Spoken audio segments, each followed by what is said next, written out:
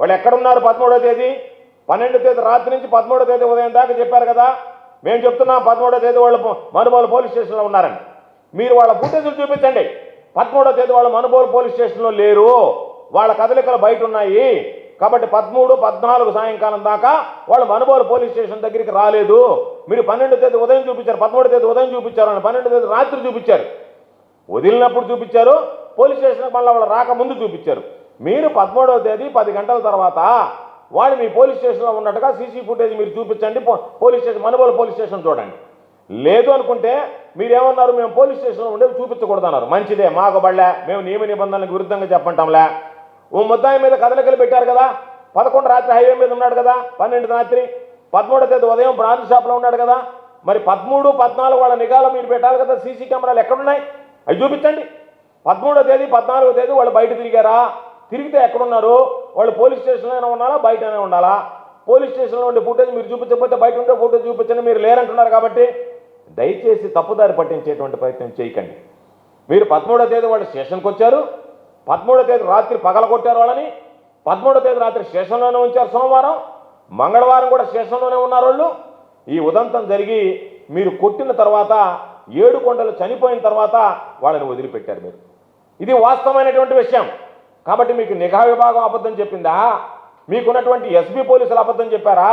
లేదా మీకు అన్ని తెలిసి కూడా యాక్షన్ తీసుకోవాల్సి వస్తుంది కాబట్టి మీరు ఉన్నతాధికారులు ఏదో ఒక విధంగా ఈ ప్రభుత్వానికి చెడ్డ పేరు రాకుండా మీరు మసిబూసి మారాడికాయ చేయండి అని చెప్పి మీరు మాట్లాడినటువంటి మాటలు. మేము మిమ్మల్ని అడిగేది ఒకటే, మీరు మనుబోలు సీసీ ఫుటేజ్ చూసుంటారు, ముద్దాయిలు అక్కడ ఉండి ఉంటారు, అందుకనే మీరు దాన్ని సరిగ్గా సమాధానం చెప్పలేకున్నారు. కాబట్టి మీకు చిత్తశుద్ధి ఉంటే, మీరు చెప్పేది నిజమేనంటే మీరు వెంటనే 13వ తేదీ 14వ తేదీ వాళ్ళకి సంబంధించినటువంటి మూమెంట్లు తీసుకొచ్చి చూపించండి. వీళ్ళు లేరు స్టేషన్లో, వీళ్ళు బయట ఉన్నారు అని. మేము ఏదైతే చెప్పామో దానికి భిన్నంగా మాట్లాడుతున్నారు మీరు. కాబట్టి 13వ తేదీ తీసుకొచ్చారు, 14వ తేదీ తీసుకొచ్చారు. మరలా ఇంకొక విషయం కూడా చెప్తున్నా, వీలైతే మీడియా ముందు కూడా మాట్లాడిస్తాను వాళ్ళ చేత. నిన్న అంటే 14వ తేదీ జరిగిన తర్వాత 14వ తేదీ రాత్రి 2:30 అప్పుడు ఈ మాధవ్ అనేటువంటి కానిస్టేబుల్ ఎవరైతే ఇన్వాల్వ్ అయ్యాడో నేరుగా అక్కంపేటకు వెళ్ళాడు. మీరు కావాలంటే సీసీ ఫుటేజ్లు తీయండి. రియాజ్ అనేటువంటి వ్యక్తిని అదుపులోకి తీసుకున్నాడు. తీసుకొని నేరుగా వచ్చాడు. వెంకటాచలం పోలీస్ స్టేషన్లో పెట్టారు. అతని దగ్గర రాయించుకున్నారు. వీడియో వాంగ్మూలాలు తీసుకున్నారు. మమ్మల్ని కొట్టలేదు అని చెప్పారు, మేము పోలేదు అని చెప్పారు. పోలీసుకు కావాల్సిన రాస్తే నిన్న అతని భార్య వాళ్ళ అమ్మ నా దగ్గరకు వచ్చి నేను మనుబోలులో ఉన్నప్పుడు అయ్యా నా బిడ్డను మరలా పోలీసులు తీసుకువెళ్ళారు అని చెప్పారు. అప్పుడే అనుమానించాను నేను ఏదన్నా వాంగ్మూలాలు తీసుకుంటారని చెప్పి. రాత్రి వాళ్ళ ఇంటికి ఫోన్ చేసి రమ్మంటే వాళ్ళ అమ్మ నేను ఈ టైంలో రాలేనయ్యానంటే ఒక ఆటో డ్రైవర్ తీసుకొచ్చి వాళ్ళని వదిలిపెట్టుకోబోయారు. ఎస్పీ గారు, మీరు నిన్న సాయంత్రం ఆ వ్యక్తి వెంకటాచలం పోలీస్ స్టేషన్లో ఈ మాధవ్ అనేటువంటి కానిస్టేబుల్, మనుబోలుకు సంబంధించినటువంటి కానిస్టేబుల్ సంతకం పెట్టి విడుదల చేశాడా లేదా? అతన్ని మరలా మీ కస్టడీలోకి తీసుకోవాల్సినటువంటి అవసరం ఏమొచ్చింది? దొంగతనంగా మీరు వెంకటాచలం పోలీస్ స్టేషన్కి తరలించాల్సినటువంటి అవసరం ఏమొచ్చింది? బెదిరించి వాంగ్మూలాలు తీసుకోవాల్సినటువంటి అవసరం ఏమొచ్చింది? మీరు నిజానిజాలు తెలుసుకోండి. మీకు ఒకవేళ నిజం చెప్పకపోతే మీ కింద స్థాయి సిబ్బందిని నమ్మకండి.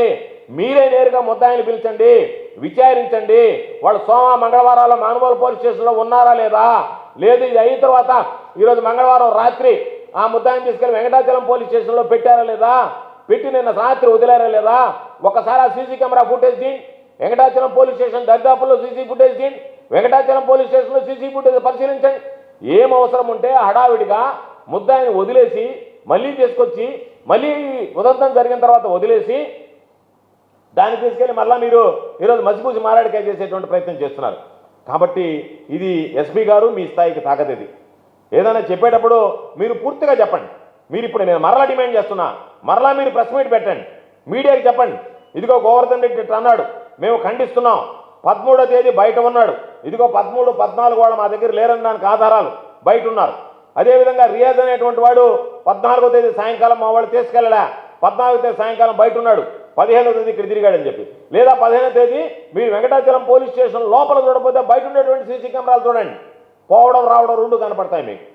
Viswasai NEET medical academy.